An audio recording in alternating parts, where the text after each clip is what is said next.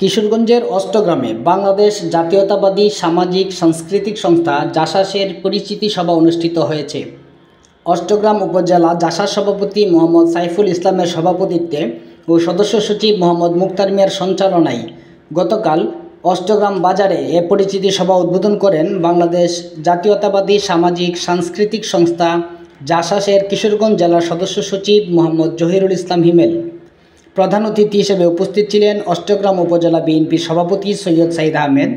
বিশেষ অতিথি হিসেবে উপস্থিত ছিলেন অষ্টগ্রাম উপজেলা বিএনপির সাধারণ সম্পাদক জাকির হোসেন মুকুল, যুবদল সভাপতি আনোয়ার হোসেন আনাম, ছাত্রদলের সাবেক সভাপতি মুশারফ উদ্দিন হালিম, স্বেচ্ছাসেবক দলের সদস্য সচিব জুবাইর হাসান ইয়ামিন, জাসাসের কিশোরগঞ্জ জেলা যুগ্ম আহ্বায়ক আরিফুল ইসলাম রতন, করিমগঞ্জ উপজেলা জাসাসের আহ্বায়ক মোহাম্মদ নূর আলম প্রমুখ।